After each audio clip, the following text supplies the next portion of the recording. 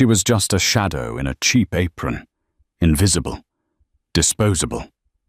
That's what Dominic Rourke, the most feared man in Chicago's underworld, thought when he tipped his whiskey onto the floor just to watch her clean it up. He laughed. His men laughed. But they didn't see the scars hidden beneath her uniform. They didn't see the calluses on her knuckles. And they certainly didn't know that the trembling waitress named Clara was actually the Wraith, an underground pit fighter who had vanished 3 years ago after killing a man with her bare hands. Dominic just made the biggest mistake of his life, and he's about to fall in love with the woman who might end it. The Velvet Room on West Randolph Street wasn't a restaurant. It was a courtroom where the jury drank scotch and the judge wore a tailored Brioni suit. Clara Reed adjusted her apron, keeping her head down. The rule of survival in the service industry was simple. Be efficient, be polite, but above all, be forgettable. For Clara, being forgettable wasn't just about keeping her job. It was about keeping her life. "More ice," a voice grunted from the corner booth. Clara moved instantly. She didn't look at the faces. Eye contact was an invitation for conversation, and conversation led to questions. She hated questions. She scooped the ice into the crystal bucket, her hands steady. They were hands that had scrubbed floors for 3 years, but before that, they had wrapped around throats. She approached the VIP booth. It was occupied by the Rourke family, specifically Dominic Rourke and his inner circle. Dominic was the kind of man who sucked the oxygen out of a room. He was 32, with dark hair swept back and eyes that looked like shattered slate. He didn't look like a thug. He looked like a CEO of a Fortune 500 company, which in a twisted way he was. His business just happened to be high-stakes gambling and logistics for things that fell off trucks. "You're shaking, sweetheart," one of the men, a heavy-set enforcer named Luca, sneered. Clara wasn't shaking. She was vibrating with suppressed adrenaline. Being this close to men like them triggered a muscle memory she had fought hard to bury. "Leave the girl alone, Luca," Dominic said, though his voice lacked any real kindness. It was bored, dismissive. He swirled his drink, the amber liquid catching the dim light. "She's just trying to make rent." Clara placed the ice bucket on the table. As she withdrew, Luca, feeling bold and perhaps a bit drunk on the top shelf, Whiskey reached out and grabbed her wrist. "Hey, I'm talking to you. What's your name?" Clara froze. The grip was sloppy weak. In a past life, she would have shattered his radius bone, driven her elbow into his solar plexus, and been out the back door before he hit the floor. Instead, she pulled back, making her eyes wide and fearful. "Clara, sir, please." "Clara," Luca mocked, tightening his grip. "Pretty name for a mouse." Dominic looked up then.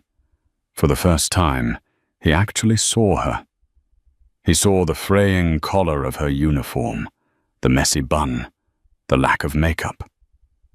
She was plain, painfully so. "Let her go," Dominic ordered, but he leaned forward, a cruel smirk playing on his lips. "She's not worth the effort, Luca. Look at her. She's terrified. She's probably never seen a real man in her life, let alone one holding a gun." The table erupted in laughter. Dominic picked up his glass, finished the whiskey, and then, holding Clara's gaze, he deliberately opened his fingers. The heavy crystal tumbler fell. Crash! Shards of glass exploded across the polished floor. Whiskey splattered onto Clara's worn sneakers. The laughter stopped. The restaurant went silent. "Oops," Dominic said, his voice flat. "Clean that up, Clara, and try not to cut yourself. I don't want cheap blood on my floor." Clara stood there for a heartbeat. The disrespect burned. But it was the specific phrase cheap blood that made the dormant beast in her chest open one eye. She didn't cry. She didn't gasp. She simply nodded her face a mask of subservience. "Yes, sir." She knelt. As she picked up the shards, a jagged piece of glass sliced into her thumb. She watched the blood bead up dark red rich. Dominic was watching her. He expected her to flinch. He expected tears. But he saw nothing. Just a rhythmic, efficient cleaning. Interesting, he thought. Most people shake when I break things. She just cleans. He didn't know it yet, but he had just humiliated the only person in the city capable of killing him. The shift ended at 2:00 a.m. The kitchen staff had cleared out, leaving Clara to lock the back door. The Chicago wind cut through her thin denim jacket like a knife. She wrapped her arms around herself, heading toward the L train station on Lake Street. She checked her surroundings. Habit. Left, right, rear view. The streets were empty, save for the flickering street lamp that buzzed like a dying insect. She was 2 blocks away from the Velvet Room when she heard the footsteps. Heavy, uncoordinated, leather soles on concrete. Clara didn't speed up. Running triggered a predator's chase instinct. She kept her pace steady, her breathing controlled. "Hey, Mouse." Clara closed her eyes for a second, exhaling a puff of steam. Luca. She turned around, slowly. It was Luca and another man from the table, a younger guy named Silas. They were smoking cigarettes, grinning like wolves who had cornered a rabbit. "Boss went home," Luca slurred, stepping closer. "But we felt bad about the glass. Thought maybe you needed a tip." He reached into his pocket, but instead of cash, he pulled out a switchblade. He flicked it open. The sound was a sharp snick in the quiet alley. "You got a pretty mouth when you aren't looking at the floor," Silas added, moving to flank her. Clara analyzed the situation in less than a second. Luca 240 Olbs, right-handed, intoxicated center of gravity, high. Silas 170 tools, nervous hands in pockets, likely reaching for a weapon or just posturing. Environment, brick wall to her left, dumpster to her right. 1 exit. "Please," Clara said, her voice dropping an octave. It wasn't the voice of the waitress anymore. It was lower, steadier. "Go home, Luca. You're drunk." Luca blinked, confused by the tone. "What did you say to me?" "I said go home." Luca lunged. It was a sloppy thrust aimed at her ribs, meant to scare rather than kill.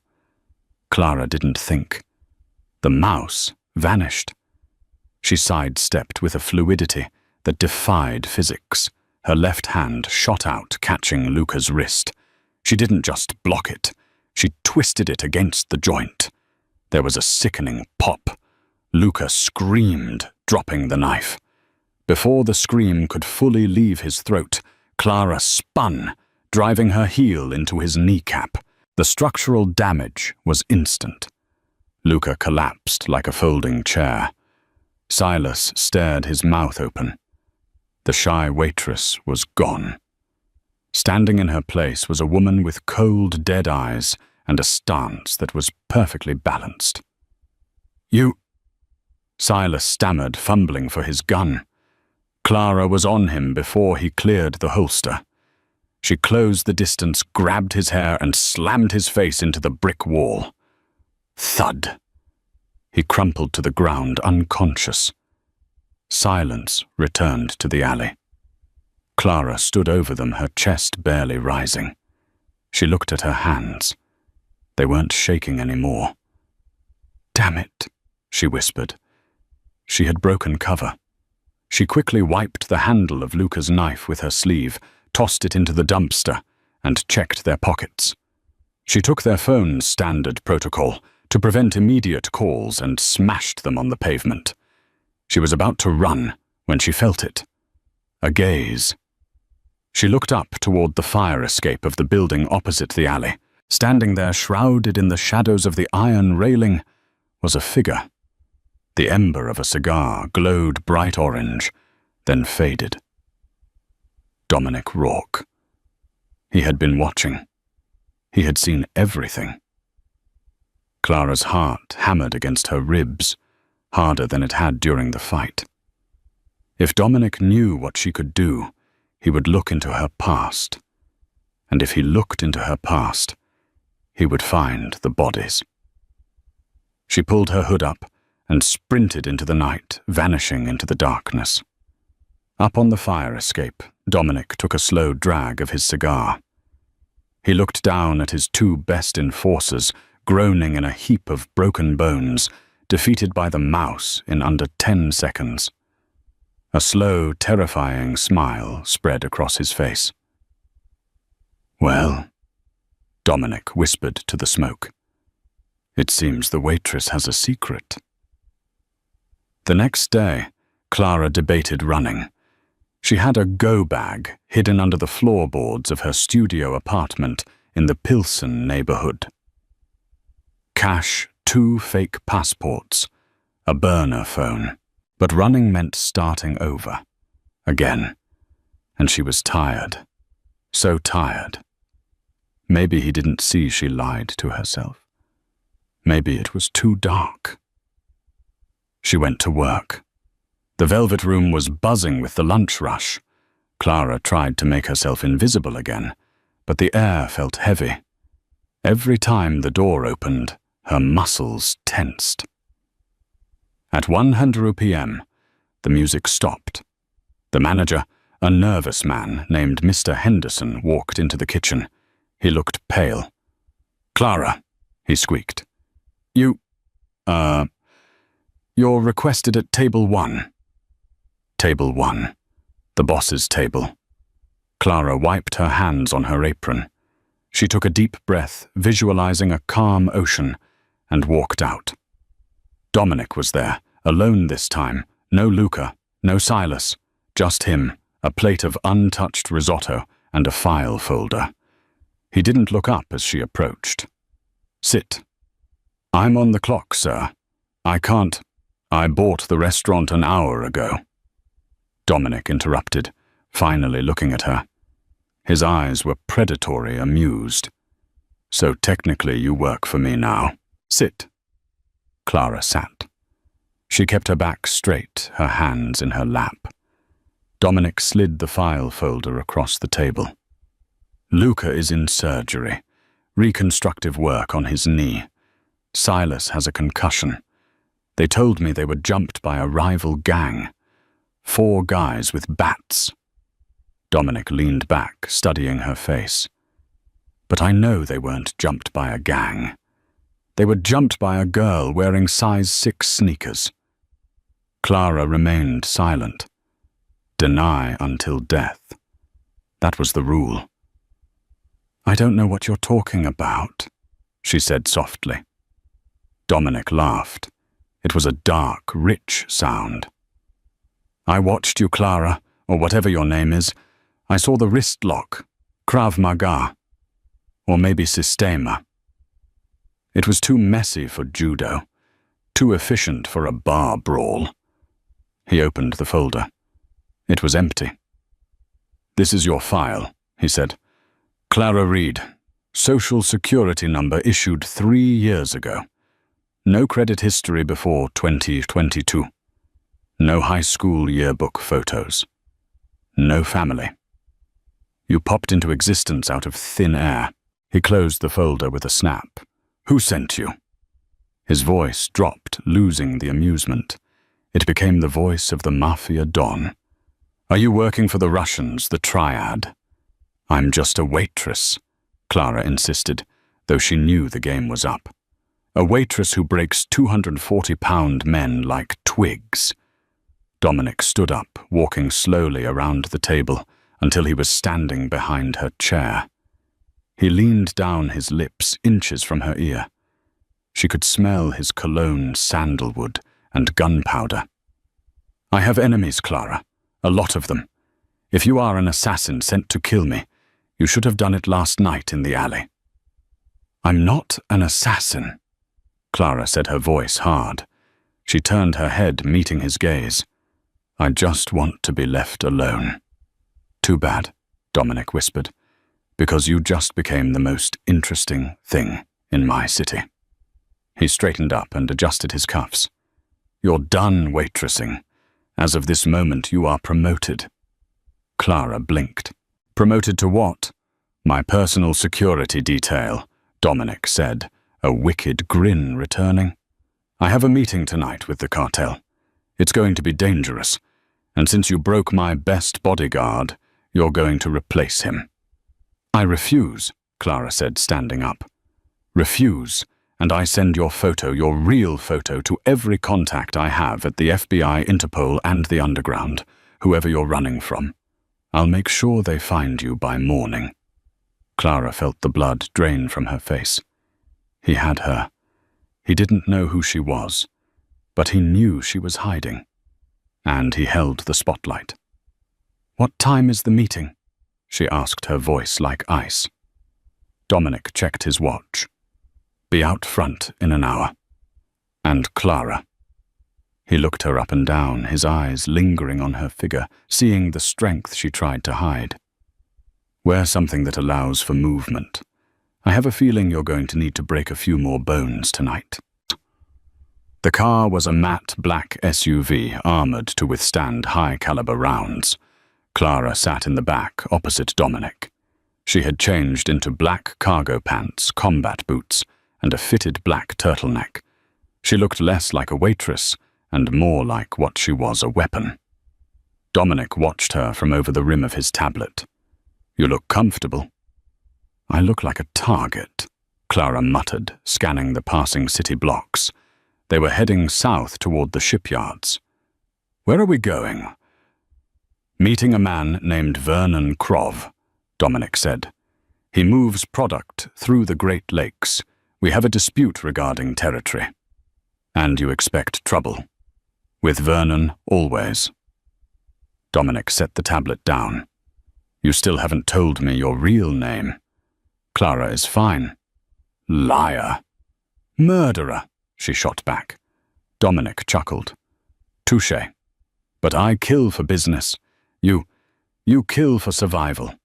I can see it in your eyes. You're a cornered animal, Clara. I'm just curious, who put you in the corner?"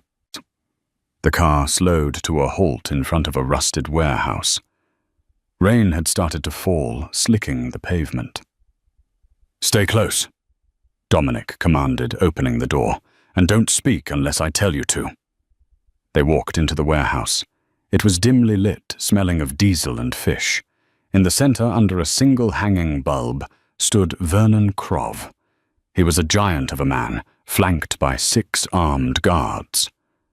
Dominic walked in, with his hands in his pockets, projecting an air of casual arrogance. Clara stayed 2 steps behind him, and to the left, her eyes scanning the rafters, the shadows, the hands of the guards. "Dominic," Vernon boomed, his voice thick with a Russian accent. "You bring a woman disrespectful." "She's not a woman, Vernon," Dominic said smoothly. "She's my insurance policy." Vernon laughed. "She looks like stiff breeze would blow her over." One of Vernon's guards stepped forward, leering at Clara. "Maybe I search her for weapons, boss." Dominic didn't move. "I wouldn't recommend that." The guard reached out. Clara moved. She didn't wait for Dominic's order. The guard's hand was inches from her shoulder when she intercepted it. She utilized a wrist-lock takedown, using his own momentum to flip him onto the concrete face first. Before the other guards could raise their rifles, Clara had drawn the gun from the fallen guard's holster and had it aimed directly at Vernon's forehead. The warehouse went dead silent. Dominic hadn't flinched. He just smiled. "See insurance." Vernon stared at the barrel of the gun, then at Clara's unblinking eyes. He raised his hands slowly. Okay. Okay, Dominic. We talk. The negotiation went smoothly after that. No one wanted to test the woman with the dead eyes again. Back in the car, the adrenaline began to fade, leaving Clara feeling hollow. She had exposed her skills again. Every time she fought, she left a signature. You were impressive, Dominic said, breaking the silence. I did what you paid me to do. Now let me go. No. Dominic moved closer to her on the leather seat. The space between them crackled with electricity. It wasn't just fear anymore. It was something hotter, more dangerous. Why? Clara demanded. You have your deal. You have your money. Because, Dominic said, reaching out to tuck a loose strand of hair behind her ear. His fingers grazed her jawline, and Clara's breath hitched. I think I'm starting to like having you around, and I protect what's mine. I'm not yours, Clara whispered. Dominic leaned in his lips, brushing hers, a ghost of a kiss that promised ruin. Not yet. But you will be. Suddenly the car swerved violently. Boom! An explosion rocked the street ahead of them. The SUV slammed into a concrete barrier. Glass shattered. Clara's ears rang. Smoke filled the cabin.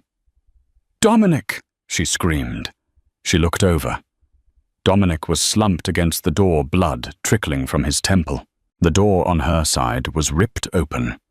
Masked men. Not Vernon's men. These were professionals. Tactical gear. Suppressors. The Syndicate. Clara's blood ran cold. They had found her. They hadn't come for Dominic. They had used Dominic to get to her. She unbuckled her seatbelt, grabbed Dominic's collar, and dragged him across the seat. She wasn't going to let him die.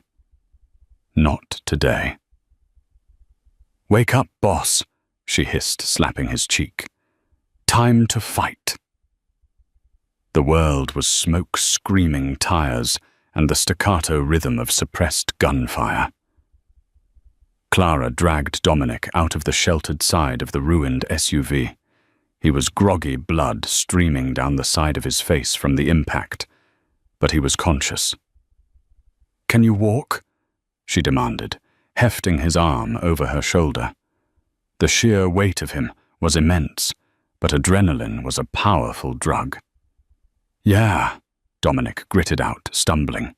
Who are they? Not yours, mine. Bullets sparked against the pavement near their feet. Clara didn't flinch. She saw the tactical patterns of the attackers. They were pinching them in, funneling them toward a kill zone. Standard Syndicate operating procedure. Move, Clara ordered. She pulled Dominic into a narrow alleyway between two derelict warehouses.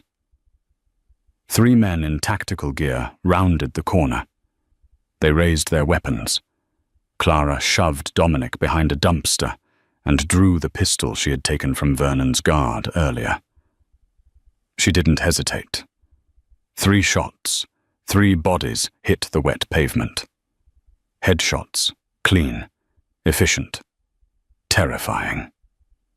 Dominic, leaning against the brick wall, watched her through haze of pain. He had thought her impressive before. Now she looked like a goddess of war. The way she moved wasn't just trained, it was instinctual. She was a finely tuned instrument of death, and right now she was playing his song. We need a car, Clara said, holstering the weapon and checking the fallen men for Sybil magazines. Yours is toast. My phone is gone. My jacket pocket, Dominic groaned. Burner phone. Clara fished it out. Dominic gave her a number. Call Matteo. Tell him code black. Location the old ironworks on 18th. Matteo was Dominic's second in command, the only man besides Luca he trusted completely. 20 minutes later, a nondescript grey sedan skidded into the alley. Matteo, a sharp-faced man in his late 20s, who usually handled logistics, looked pale as he helped get Dominic into the back seat. "Boss, what the hell happened, Vernon?" "No," Dominic said, his head lolling back against the seat. "Something else. Just drive to the safe house on the North Shore. The bunker." The drive was swollen and tense. Clara sat in the back with Dominic, applying pressure to his head wound with a torn piece of her shirt. His blood stained her hands, her clothes. They arrived at a sprawling modernist mansion, hidden by tall pines near Lake Michigan. It was a fortress disguised as luxury. Matteo helped get Dominic into a secure downstairs infirmary that rivaled a small hospital ER. Clara stitched him up. She had done it 100 times before, usually on herself in grimy motel bathrooms. Doing it on Dominic felt different. His skin was hot under her touch. Every time she winced as the needle went in his eyes, clear now, despite the pain, tracked her face. When she tied off the last suture, the room went quiet. Matteo had left to secure the perimeter. It was just them. The air was thick with unsaid things, with the scent of antiseptic and sweat. Dominic reached up and grabbed her wrist. His grip wasn't cruel this time. It was desperate. "Tell me," he commanded. His voice was rough. "The truth. All of it. No more Waitress bullshit." Clara looked at him. The facade was gone. There was no point in hiding. "My name is Anya Petrova." She said the name tasting like ash in her mouth. She hadn't spoken it in 3 years. "I was raised in a facility in Belarus. They took orphans and turned them into assets. Spies. Thieves. Assassins." Dominic's thumb traced the pulse point on her wrist. It was hammering. "I was their best student. They called me the Wraith because I could get in anywhere, kill anyone, and leave no trace. I worked for them for 10 years. Governments, cartels, corporations. If you had enough money, the Syndicate would send me." "Why did you leave?" Dominic asked softly. Clara looked away. "There was a job in Paris, a target. Collateral damage was unacceptable to me. There were children. I couldn't do it. I balked. And in the Syndicate, disobedience is a death sentence. I faked my death, ran to America, and became Clara the Waitress. I thought I was safe." She looked back at him, her eyes shining with unshed tears. "They found me because of you, Dominic. Because you pulled me into the light. And now they won't stop until I'm dead." Dominic sat up slowly, ignoring the pain in his head. He pulled her closer until she was standing between his knees. "You think I'm afraid of them?" Dominic whispered fiercely. "Look at me, Anya." She looked. "You're not a weapon anymore," he vowed. "Not theirs. You saved my life tonight. That makes you mine, and I am going to burn the world down to keep you."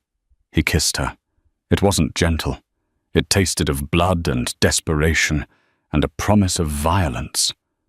Clara melted into it. For 3 years, she had been cold numb. Dominic was fire. He was dangerous, arrogant, and cruel, but in his arms, for the first time since she was a child, she felt safe. But the safety was an illusion. Upstairs, Matteo closed his burner phone.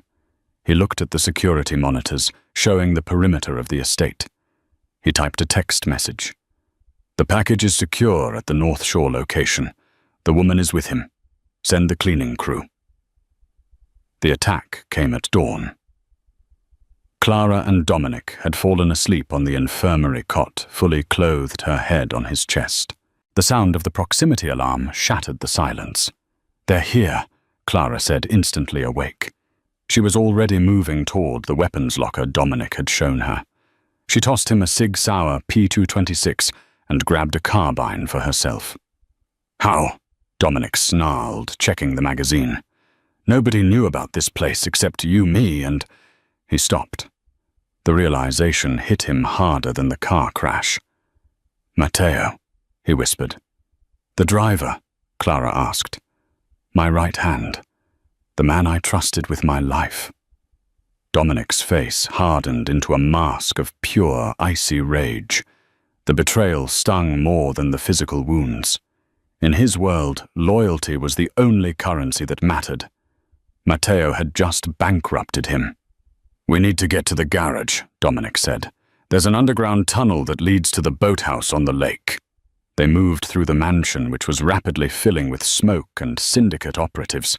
The firefight was intense. They were outnumbered 10-1. Clara took point, moving through the hallways like liquid shadow. She cleared rooms with ruthless efficiency, double-tapping targets before they even saw her. Dominic, despite his injuries, fought with the savage brutality of a cornered lion. They made it to the library. The entrance to the secret garage was behind a bookshelf. As Dominic reached for the hidden lever, the library doors blew open. A flashbang grenade skittered across the floor. Bang! White light blinded them. A high-pitched ringing filled their ears. When Clara's vision cleared, she was onto the floor, coughing. Dominic was on his knees, 2 guns pointed at his head. Standing over him was Matteo, looking smug. Beside Matteo stood a tall, whip-thin man with pale hair and dead eyes. Clara recognized him instantly. Kyle, her former handler at the Syndicate, the man who had tortured her into compliance when she was a child. "Anya," Kyle said, his voice smooth and cold like oiled steel. "You look terrible. Domestic life doesn't suit you." Clara started to rise, lifting her carbine. Matteo said, pressing his gun harder into Dominic's skull. "Drop it, Clara, or whatever your name is. Drop it, or the boss loses his brains right here on this nice Persian rug." Dominic looked at Clara. His eyes were pleading not for his life, but for her to run. "Don't do it," his eyes said. "Get out." But Clara couldn't. The waitress who hid under tables was dead. The woman who loved Dominic Rourke was standing there. Slowly, deliberately, Clara set the carbine on the floor and kicked it away. She raised her hands. "Smart girl." Kyle smiled. "Take him." 2 operatives grabbed Dominic, hauling him to his feet. He struggled, spitting blood at Matteo. "You're dead, Matteo. You hear me? I'll peel the skin off your face." Matteo just laughed nervously. "Business is business, Dom. The Syndicate pays better." Kyle looked at Clara. "You, my dear, are coming home. We have much to discuss regarding your sabbatical." "Let him go," Clara said, her voice calm, devoid of emotion. "You want me. He's just a local gangster. He's nothing to you." "He's leverage," Kyle said, "to make sure you behave on the flight back to Belarus. If you try anything at all, I will have them send you his fingers one by one." They dragged Dominic out the front door toward a waiting helicopter on the lawn. Clara was zip-tied and shoved into the back of an SUV. As the convoy pulled away, Clara looked out the window at the burning mansion. She felt a cold emptiness settle in her chest where her heart used to be. They had taken the only thing that mattered to her. They thought they had broken her.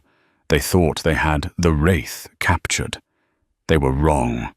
They had just unleashed her. The world was reduced to the rhythmic drip of condensation and the smell of ammonia. Clara sat in the darkness of the holding cell. Her knees pulled to her chest, her back pressed against the cold cinder block wall. Her wrists were raw. the plastic zip ties biting deep into her skin, cutting off circulation until her hands were numb, ghostly white claws. But Clara wasn't there. She had retreated into the grey room, a mental construct she had built when she was 8 years old in the Syndicate's training facility in Belarus. In the grey room there was no pain, there was no fear, there was only calculation. Heart rate 48 beats per minute, respiration shallow controlled, objective survive, eliminate, retrieve. She wasn't Clara the waitress anymore. She wasn't even Anya the assassin. She was something primal, a creature of pure instinct that had been woken up by the smell of Dominic's blood back at the mansion. The Syndicate's temporary base was a sprawling, abandoned meat-packing plant on the industrial south side of Chicago. It was a carcass of a building, a maze of rusted catwalks, freezing lockers, and killing floors that still stank of old blood and bleach. It was the kind of place people went to disappear. Footsteps echoed in the corridor outside. Heavy boots on concrete. Clara opened her eyes. The pupils dilated instantly, adjusting to the low light. The heavy steel door groaned open. A silhouette filled the frame, a guard, thick-necked and bored, holding a bottle of water and a protein bar. He didn't have his weapon drawn. He saw a small woman, zip-tied in the corner, bruised and silent. He saw a victim. It was the last mistake he would ever make. "Eat," the guard grunted, tossing the bar onto the dirty floor near her feet. "Kyle wants you awake when he starts the interrogation." He stepped inside, closing the door behind him, but not locking it immediately. He leaned down, a smirk playing on his lips. "You don't look so tough now, Wraith. You look like a little girl." Clara watched his center of gravity. She watched the casual way his hand rested near the taser on his belt, not his gun. He was arrogant. "I am thirsty," Clara whispered. Her voice was a dry rasp, pathetic and broken. The guard scoffed, uncapping the water bottle. He took a step closer, bending at the waist to offer it, enjoying the power dynamic. Clara moved. It wasn't a movement the human eye could easily track. One moment she was huddled in a ball, the next her legs had uncoiled like industrial springs. She launched herself upward, not away from him, but directly into his personal space. She drove her forehead into the bridge of his nose with a sickening crunch. The guard's head snapped back, his hands flailing instinctively to his face, dropping the water. Before he could scream, Clara swept his legs. He hit the concrete hard, the air leaving his lungs in a wheezing gasp. Clara didn't hesitate. Bound hands or not, she was a weapon. She dropped her knees onto his chest, pinning him, and looped her zip-tied arms over his head. She pressed the plastic binding against his windpipe and pulled back with every ounce of hysterical strength she possessed. He thrashed. He clawed at her arms, his fingernails digging into her skin. But Clara felt nothing. She stared into his widening eyes, her face a mask of stone, until the light in them flickered and went out. His struggles ceased. Clara exhaled slowly. Heart rate 110. Stabilizing. She scrambled off the body, her movements sharp and jerky. She rifled through his pockets with numb fingers until she found a combat knife. She sawed through the zip ties, hissing as blood returned to her hands in a painful rush. She stood up and rolled her shoulders. She stripped the guard of his gear. She took his belt, holstering his Glock 19 and checking the magazine full. She took the knife. She took his comms earpiece and shoved it into her ear. Static crackled, followed by a voice she knew too well. "Mateo is getting impatient. He says the Rourke guy is bleeding out too fast. He wants to know if he can cauterize the wound." It was Kyle, her handler, the architect of her nightmares. "Stabilize him." Kyle's voice came through the earpiece, smooth as oiled steel. I want him conscious for the finale. Bring him to the kill floor. Section 4B, the freezer. Clara's blood ran cold, then hot. Section 4B.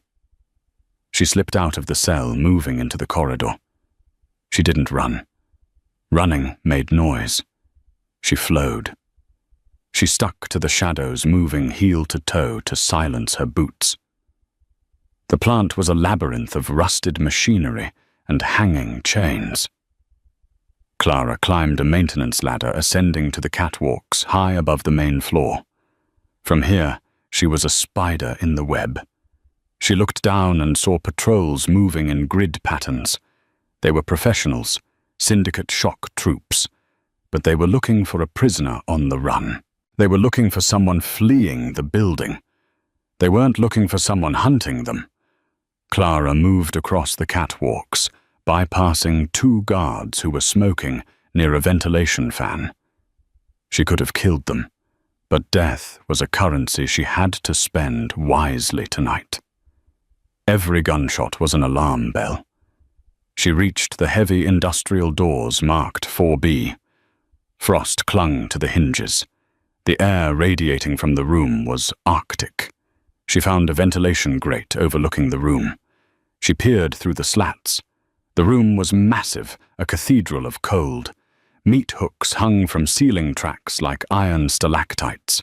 In the center of the room, illuminated by harsh halogen work lights, was a steel chair bolted to the floor. Dominic was there. Clara's breath hitched. He looked ruined. His tailored suit was shredded. His white shirt stained a deep, heavy crimson. His head hung low, chin resting on his chest. His face was swollen, one eye completely shut, blood dripping steadily from a gash on his temple to pool on the concrete. Matteo Dominic's former right hand was pacing nervously around the chair. He held a blowtorch in one hand and a rag in the other. He looked pale, sweating despite the freezing temperature. "He's not talking, Kyle," Matteo stammered, looking toward the shadows in the corner. I think he's unconscious again." Kyle stepped into the light. He hadn't aged a day in 3 years. He was tall, whip-thin, wearing a pristine charcoal suit that looked out of place in the slaughterhouse. He moved with a predatory grace, cleaning his fingernails with a small, curved scalpel. "He isn't unconscious, Matteo," Kyle said softly. "He's stubborn. There is a difference." Kyle walked over to Dominic and grabbed a handful of his dark hair, yanking his head back. Dominic groaned a low, guttural sound of agony. "Dominic," Kyle purred. "Let's be reasonable. The Wraith. Anya, where are her contingency funds? Where are the files she stole from us when she defected? You're her lover. Pillow talk is inevitable." Dominic cracked his good eye open. He spat a mouthful of blood onto Kyle's polished shoes. "She's going to kill you," Dominic rasped. His voice was broken glass, but the defiance was intact. "She's going to peel you apart." Kyle sighed, looking down at his shoes with disappointment. "Predictable." He nodded to Matteo. "Wake him up properly. Use the torch." Matteo hesitated. "Kyle, if we kill him." "Do it." Kyle snapped his veneer of calm, cracking for a split second. Up in the ventilation shaft, Clara closed her eyes. She inhaled deeply, filling her lungs with the freezing air. She visualized the trajectory. She visualized the outcome. She kicked the grate out. It clattered to the floor below, echoing like a gunshot. Matteo spun around, looking up the blowtorch flaring in his hand. "What the—" Clara dropped. She fell 20 feet, landing in a crouch on top of a stainless steel prep table. The impact jarred her bones, but she rolled instantly, coming up with the Glock extended. She didn't scream. She didn't announce her presence. Target 1. The traitor. Matteo raised the blowtorch, fumbling for his own gun tucked in his waistband.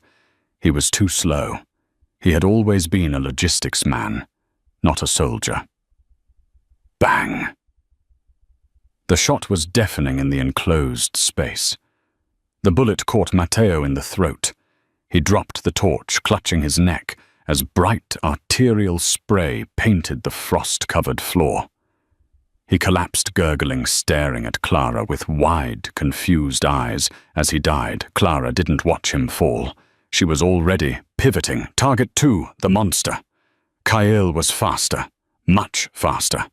As soon as the grate fell, he had moved, putting Dominic and the steel chair between himself and Clara. He used Dominic as a human shield, peering over his shoulder, his own weapon, a silenced USP, drawn and leveled. "Anya!" Kyle shouted, his voice echoing off the metal walls. "Welcome home. I was wondering when you'd drop in." Clara kept her gun trained on Kyle's exposed forehead, but she couldn't fire. The risk of hitting Dominic was too high. She stepped off the table, her boots crunching on the frost. "Let him go, Kyle," she said. Her voice was steady, devoid of the fear she had felt 3 years ago. "This is between you and me. It's always been between you and me, little bird." Kyle smiled. He pressed the barrel of his gun into Dominic's temple. "Drop the piece, or I paint the wall with his brains." Dominic struggled against his bonds. "Clara, don't. Shoot him. Shoot through me if you have to." "Silence, Kyle." Pistol whipped Dominic, sending a fresh wave of blood down his face. Clara's finger tightened on the trigger, her heart hammering against her ribs like a trapped bird. She couldn't do it. She couldn't risk Dominic. Slowly, she crouched and set the Glock on the floor. She kicked it away. It slid across the ice, spinning out of reach. "Good." Kyle grinned. "Now the knife." Clara pulled the combat knife from her belt and tossed it aside. "Hands on your head," Kyle commanded, stepping out from behind Dominic. He kept his gun trained on her chest. "You've been a naughty student, Anya. Running away. Playing house with a gangster. Did you really think you could wash the blood off your hands with dish soap? I'm not Anya," Clara said, her eyes tracking Kyle's approach. "You will always be Anya." Kyle sneered. He was 10 feet away. "You are what I made you. A killer. A tool. Nothing more." He was 5 feet away. "Turn around," he ordered. "On your knees." Clara looked at Dominic. His eyes were pleading with her to run, to fight, to do anything but surrender. She held his gaze for a heartbeat, sending him a silent message. "Trust me." Clara began to turn. As she did, her eyes locked onto a meat hook hanging on a chain just above Kyle's head, swaying slightly in the draft. She dropped to one knee. "That's it," Kyle said, lowering his gun slightly as he reached for his handcuffs. "Submission suits you." Clara exploded into motion. She didn't turn around. She grabbed the leg of the heavy stainless steel prep table next to her and heaved it upward with a roar. The table flipped, acting as a momentary shield. Kyle fired twice. Thwip, thwip. The bullets sparked off the metal table. Clara used the distraction to lunge. She didn't go for Kyle. She went for the chain. She grabbed the iron link and swung her entire body weight into it. The heavy meat hook swung like a pendulum, a rusted iron claw cutting through the air. Kyle saw it too late. He tried to duck, but the hook caught him in the shoulder, tearing through his expensive suit and digging into the muscle. The force of the blow knocked him sideways, sending his gun skittering across the floor. He howled in rage, ripping the hook free from his flesh. Blood soaked his shoulder instantly. "You bitch!" Kyle screamed, drawing a long, serrated dagger from a sheath at the small of his back. Clara stood her ground. She was unarmed. She was smaller. She was exhausted. But she was the queen of the underworld. Kyle charged. He was a whirlwind of violence, his blade flashing in the halogen light. Clara retreated, dodging, weaving. She parried a slash that would have opened her throat, taking a deep cut on her forearm instead. She hissed, but didn't slow down. They danced across the killing floor. It was a brutal, ugly fight. Kyle was technically superior, his movements polished by decades of training. But Clara was fighting with something he didn't understand. Kyle feinted left and kicked her hard in the ribs. Clara heard something crack. She stumbled back, gasping for air, slipping on the frost. Kyle was on her instantly. He tackled her, slamming her back into the concrete.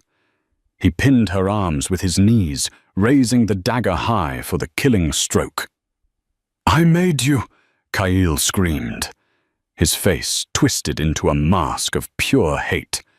"And I will break you." The blade came down. Clara didn't try to block it.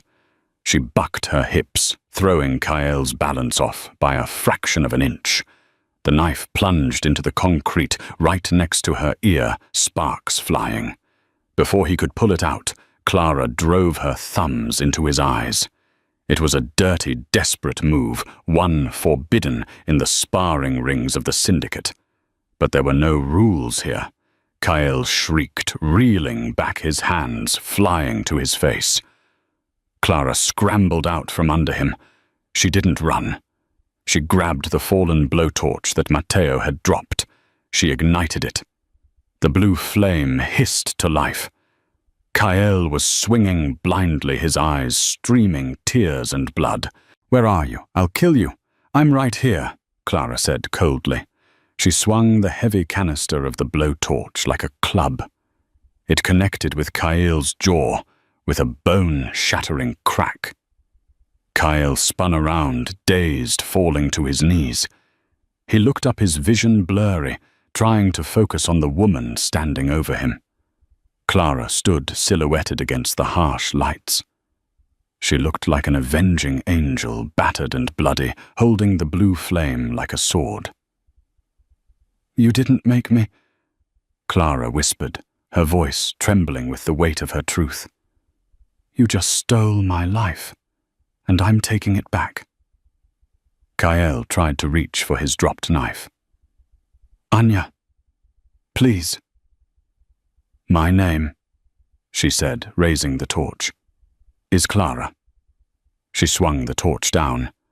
Not the canister this time. The flame. She drove the nozzle into his chest, into the open wound where the meat hook had torn him. The heat was instantaneous.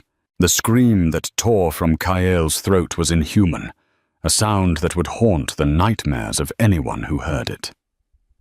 But it didn't last long. Clara didn't stop.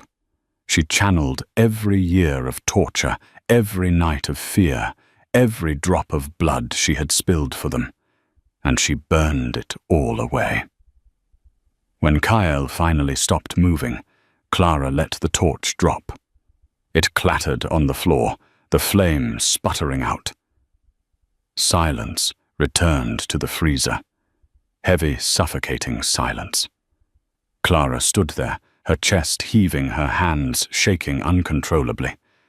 She stared at the body of the man who had owned her for 10 years. He looked small now, just a pile of meat in a cold room. "Clara." The voice was weak, barely a whisper. Clara snapped out of her trance. She spun around. "Dominic." She rushed to the chair, her hands fumbling for the knife Kyle had dropped. She sawed through the ropes binding Dominic's wrists and ankles. As the last rope fell away, Dominic slumped forward. Clara caught him, her small frame straining under his dead weight. They collapsed together onto the freezing floor. "I got you," Clara sobbed, the tears finally coming. She pressed her face into his blood-soaked shirt. "I got you, Dom. I'm sorry. I'm so sorry." Dominic groaned, shifting so he could look at her. His hand, trembling and battered, came up to cup her cheek. He smeared blood on her skin, but neither of them cared. You came back," he whispered, coughing wetly. "You could have run." "I don't run anymore," Clara said fiercely.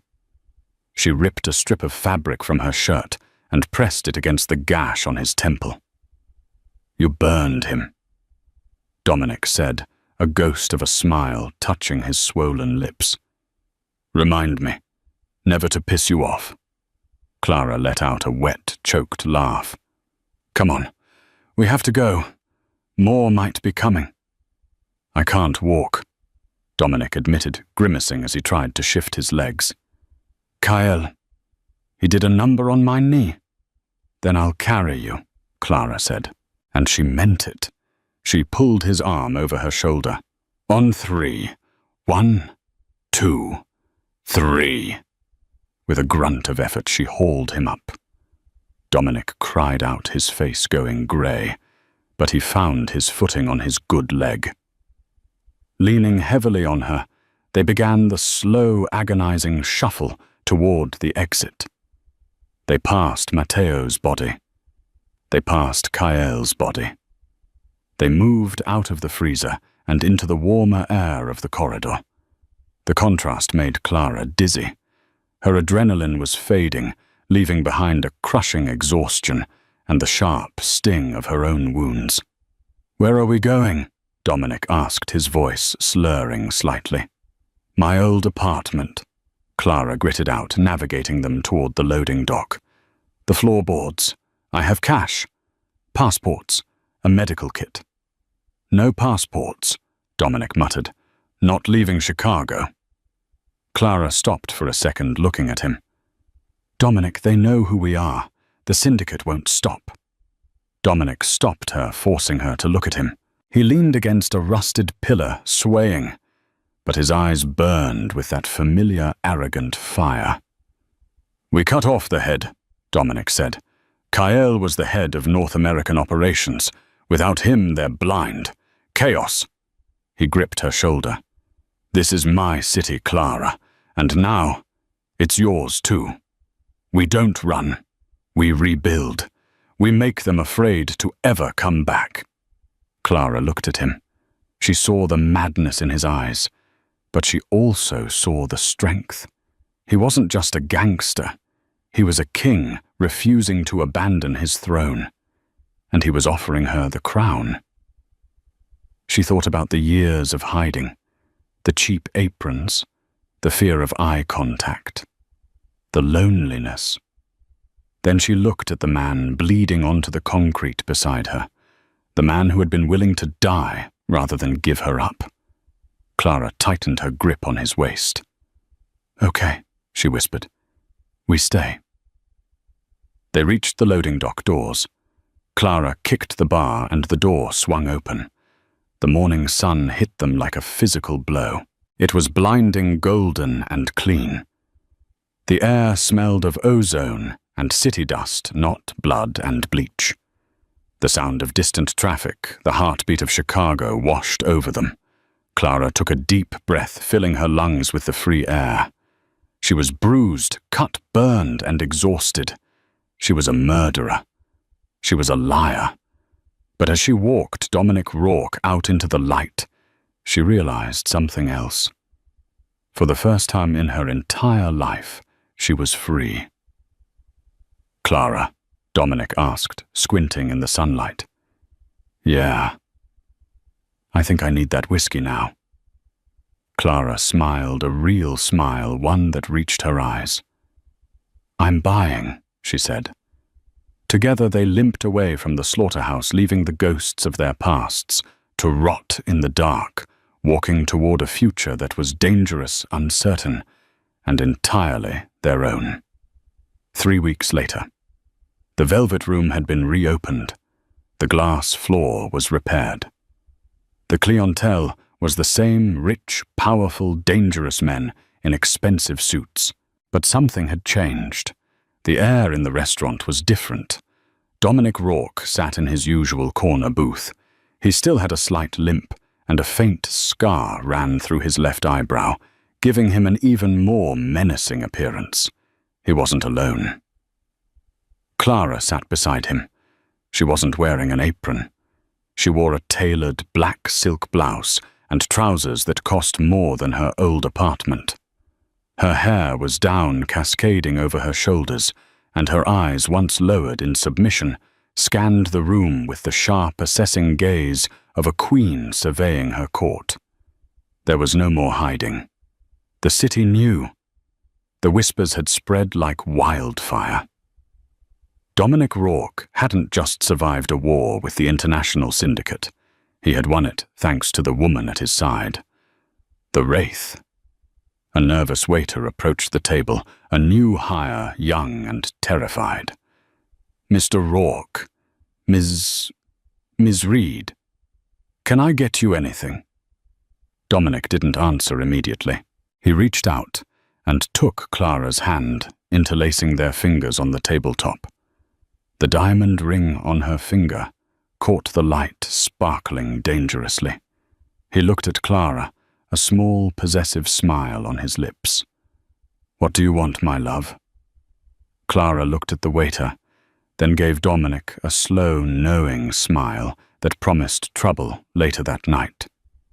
"Whiskey," Clara said, her voice clear and commanding. "Neat. And bring the bottle. We're celebrating." "Celebrating what, ma'am?" the waiter asked nervously. Dominic squeezed her hand tight.